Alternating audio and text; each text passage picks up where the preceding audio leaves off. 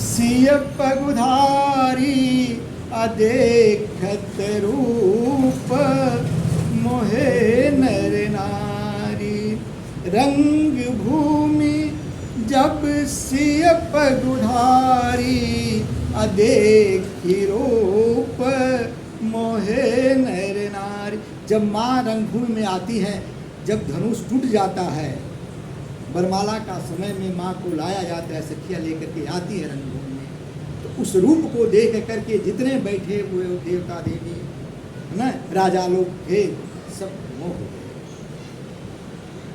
तो अब सखियाँ आती हैं, अरे सुंदर सलोनी प्यारी, सुंदर सलोनी प्यारी, अरे मिथिला दुलारी है सियाजू मोरी। सुंदर सलोनी प्यारी, अरे मिथिला दुलारी है सियाजू प्यारी। कोटि न चंदा के जोर सियाजू प्यारी। सुंदर सलोनी प्यारी, सुंदर सलोनी प्यारी, अरे मिथिला दुलारी है सियाजू मोरी। कोटि न चंदा के जोर ए सियाजू मोरी।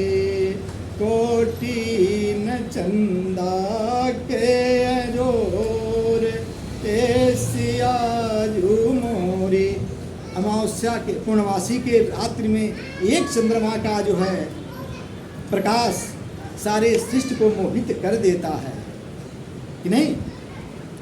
पूर्णिमा की रात्रि आप लोगों ने सब देखा कि पूरी जो है पूर्ण प्रकाश जब रहता है तो सारी सृष्टि के जीव जंतु तक समुद्र में उफान आने लगता है, समुद्र तक हिलने लगता है।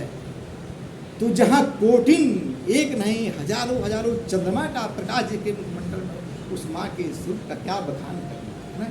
कोटि न चंदा के जोर ए सियाजू मोरी। सखियाँ आती हैं चारों तरफ से माँ को घेर करके, सोचने लगती हैं कि इनके रूप की समानता किससे की जाए। उमा रमा ब्रह्मानी, अरे समता न पावे के हो। उमा पार्वती जी, रमा लक्ष्मी जी और ब्रह्मानी सरस्वती जी। उमा रमा ब्रह्मानी, अरे समता न पावे किशोरी मोरी। कोटि न चंदा के जोर ए सियाजू मोरी। उमा रमा ब्रह्माणी, अरे समता न पावे किशोरी मोरी। लाजत रहती मुख रो, प्रति माने कामदेव जी की औरत। अरे लाजत रहती मुख रूप ए सियाजू मोरी। सुंदर सलोनी प्यारी, अरे मिथिला दुलारी है सियाजू मोरी। कोटि न चंदा के जोर ए सियाजू मोरी। बंद हसनिया मुख, बंद हसनिया मुख, अरे अति सुहावे सियाजू मोरे। अरे चितवन मियर सियाजू मोरी चितवन रस। आप लोग गाएंगे, अच्छा लगे। चितवन रस बोल ए सियाजू मोरी सुंदर सलोनी प्यारी, सुंदर सलोनी प्यारी, अरे मिथिला दुलारी सियाजू मोरी कोटि न चंदा के जोर ए सियाजू मोरी कोटि न चंदा के जोर ए सियाजू मोरी उमा रमा ब्रह्मानी अरे समता न पावे सियाजू मोरी लाज तरती मुख रूप ए सियाजू मोरी बंद हसनिया मुख अति सुहावे किशोरी मोरी लाज तरती मुख रूप हे सियाजू मोरी चितवन रस बोर हे सियाजू मोरी चितवन रस बोर हे सियाजू मोरी।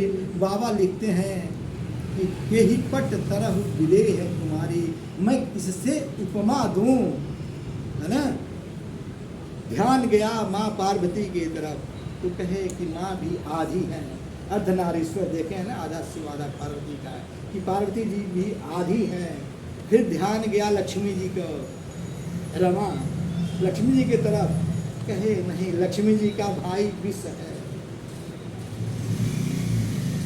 लक्ष्मी जी का भाई विष है, ये भी उपमा ठीक नहीं है।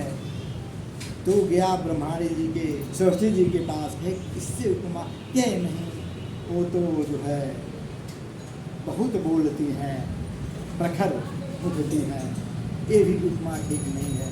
तो कहाँ कौन सी उपमा दी जाए, चलिए कामदेव की पत्नी रति का उपमा दिया जाए। कहे नहीं, रति तो हमेशा रोती रहती है, वो भी उपमा ठीक नहीं है। तो लक्ष्मी जी का आप लोग देखा होगा उत्पत्ति समुद्र से है, समुद्र मंथन, जब सारे देवी देवता अपना धन कमा करके, ऐश्वर्य कमा करके सब परिपूर्ण हो जाता है जीव, तो क्या सोचता है, हम काहू के मर ही न मारे।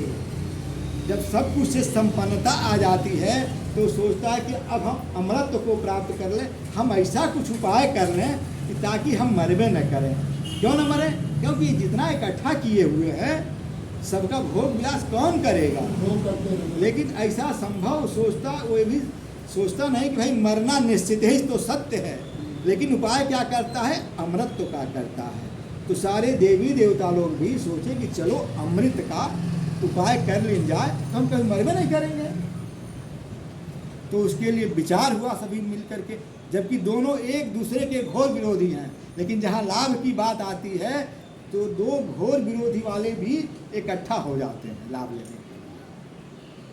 तो दोनों इकट्ठा होकर विचार किए कि क्या किया जाए, तो चलो समुद्र का मंथन किया जाए। तो मंथन के लिए तो मथानी चाहिए ना, और वो चीज़ चाहिए।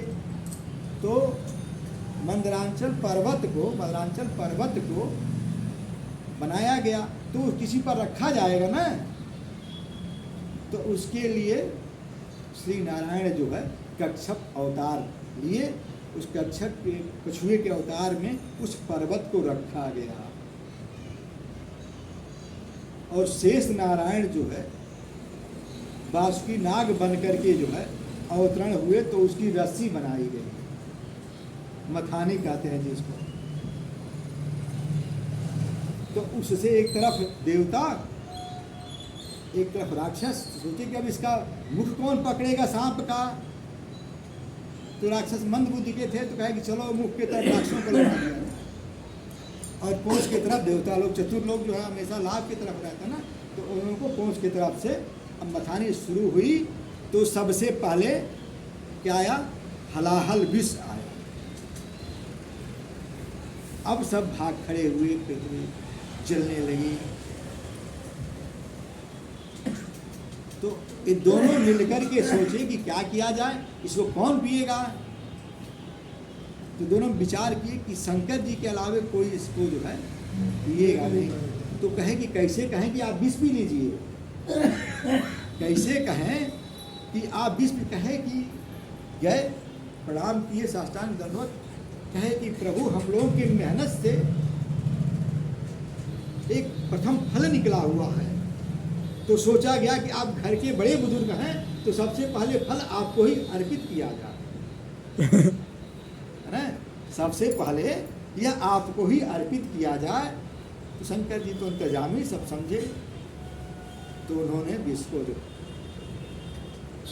अपने अंदर जो है ग्रहण किया, लेकिन विष को ग्रहण किया लेकिन कंठ से नीचे नहीं आने दिया।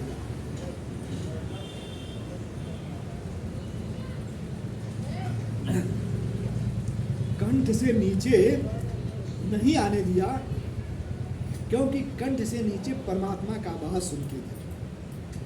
तो ये सांकेतिक है, हमारे अंदर भी परमात्मा रहते हैं। तो कंठ को उन्होंने विष को कंठ के ऊपर ही, इसलिए नीलकंठ कहा गया, यह नीला पड़ गया। आप भी कंठ हाँ? अब विष तो पीना है तो इसको नीचे नहीं करने दे रहा है ना। तो कहने का एक संकेत है, कहने का मतलब कि संसार के विष को तो आप पीजिए, संसार के कड़वे वचन रूपी विष को तो आप पीजिए, लेकिन उसको अंदर मत उतारिए, अंदर मत धारण कीजिए, क्योंकि धारण करेंगे तो कड़वा निकलेगा। अंदर परमात्मा शीतल बैठा है, अंदर से प्रेम रूपी शीतलता की बाड़ी निकालिए, जीवन सफल रहेगा, है ना। आइए सीधा बैठ